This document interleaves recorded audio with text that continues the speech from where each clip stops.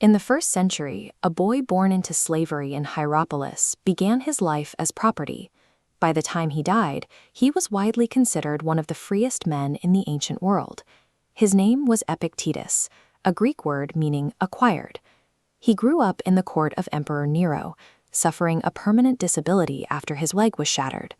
Later, he faced banishment when Emperor Domitian ordered all philosophers out of Italy. With his home and status stripped away, Epictetus moved to the coast of Greece, to the city of Nicopolis.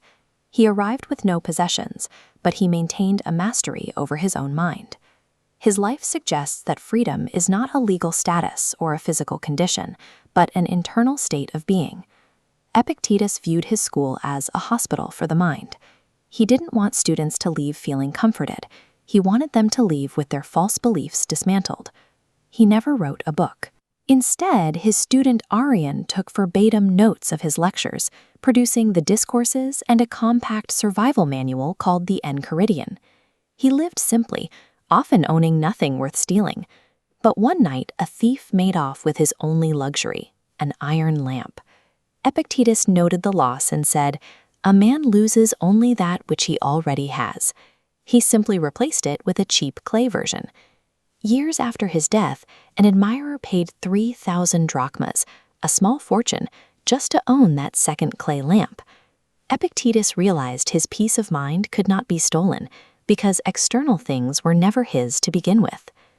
The first chapter of the Enchiridion introduces a strategy for survival called the Dichotomy of Control. Imagine a person in a calm circle of light, surrounded by a raging storm. Inside the circle is what we control: our judgments, impulses, and desires. Outside is the storm, our bodies, reputations, and property, things influenced by external forces. To keep the mind inside that circle, he taught the disciplines of desire, assent, and action, tools to prevent the storm from reaching the self. Suffering begins when we try to command the storm. Peace remains possible as long as we master the circle. We've seen how this perspective serves someone with nothing, but the next test is to see how the same logic withstands the influence of power. Shortly after Epictetus died, his student's notes reached a teenager who would become the ruler of the Roman Empire, Marcus Aurelius. Marcus used the words of the former slave to anchor his own private journal, the Meditations. It was his primary defense against the paranoia and self-indulgence that had destroyed previous emperors. The discipline of action meant that Marcus prioritized his duty to the Roman people over personal luxury or imperial ego. Even with the resources of an empire at his command, Marcus used Epictetus's rules to ensure his mind remained his own. In 1965, the school at Nicopolis found a new test subject. Navy pilot James Stockdale was shot down over North Vietnam. Stockdale spent 7.5 years in a prison camp. He endured solitary confinement, repeated torture, and leg irons that mirrored the disability of the man he had studied years before at Stanford. Stockdale treated the Enchiridion as a literal survival manual. He viewed his cell as a laboratory to test whether the dichotomy of control actually worked under pressure. He could not control his captors or his broken body, but he took control of his judgments and his dignity. He even organized a secret communication system to help his fellow prisoners resist. After his release, Stockdale confirmed that while external forces can break the body, no one can take a mind that refuses to surrender.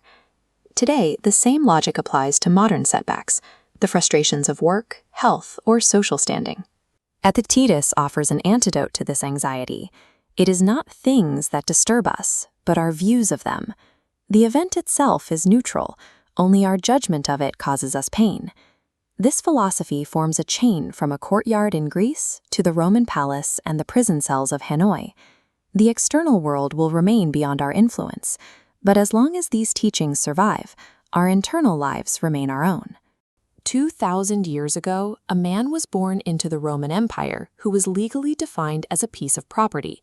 Yet his words would eventually guide emperors and sustain prisoners of war across 20 centuries. He was stripped of all identity, to the point that his birth name is lost.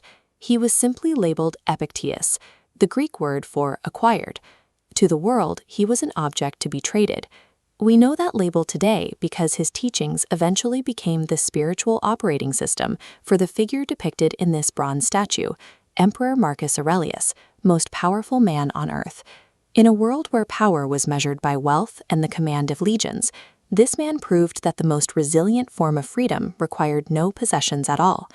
His life began around 50 AD in Hierapolis, a Greek-speaking city in Asia Minor, before he was taken from his home and dragged west to the capital. He was sold to Epictetus, a wealthy freedman who served as the administrative secretary to the man in this marble bust, the Emperor Nero. Epictetus lived in the shadow of total authority. His owner walked the halls of a palace where a single whim could end thousands of lives, and where proximity to power was often a death sentence. Rebellion in the heart of the empire was impossible. If Epictetus was going to find liberty, he'd have to look where no master could follow, into the mechanics of his own mind. Amidst his enslavement, a strange opportunity emerged. His master permitted Epictetus to study philosophy under Gaius Musonius Rufus. Rufus was known as the Roman Socrates. He was a radical teacher who believed philosophy was not a luxury for the elite. He insisted that every human being possessed a rational mind capable of achieving virtue. Rufus taught him the dichotomy of control. This concept isolates the only thing a human truly owns, prohairesis, or conscious choice. Everything else, your body, your reputation, your property, is external and subject to fortune. This realization gave Epictetus an internal sovereignty. Rome held jurisdiction over his physical body, but it had no jurisdiction over the choices he made within his own mind. This theory faced a brutal test during a violent confrontation with his master. According to the theologian Origen, Epictetus began to twist Epictetus's leg in a fit of rage. Epictetus did not beg for mercy. He looked at his owner and calmly warned him that the leg was going to break. When the bone snapped, Epictetus simply asked, "Did I not tell you that it would break?" Whether it was the result of violence or the rheumatism mentioned in other records, he refused to waste energy on the pain itself. After Nero died in 68 AD, Epictetus was finally freed. He spent the next 2 decades in Rome, building a respected school and a life of independent teaching. By refusing to let his master's violence dictate his inner state, Epictetus turned a moment of trauma into the definitive proof of his philosophy. Pain was an external event. His response remained his own. In 89 AD, the Emperor Domitian grew suspicious of independent thinkers and issued an edict banishing all philosophers from the Italian peninsula. Epictetus was stripped of his school, his home, and the life he had spent 20 years building as a free man. He did not protest. He packed almost nothing and walked away, viewing the banishment as just another variable outside his control. This loss reinforced his final teachings. The empire can confiscate your property and exile your person, but it cannot touch your character. He arrived in exile here, in Nicopolis, Greece. At age 35, he started over, attracting a new generation of students to his school. Among them was Arrian, a young historian who meticulously recorded his teacher's spoken wisdom, ensuring the discourses and the Enchiridion would survive for millennia. When a thief once stole his iron lamp, Epictetus refused to be angry. He rationally decided to replace it with a cheap earthenware one, noting that a man only loses what he chooses to hold on to. Epictetus became history's most practical teacher of resilience because his life was an exercise in subtraction. By methodically stripping away his autonomy, his body, and his property, the world only proved his central point. True freedom is what remains when everything else is taken away.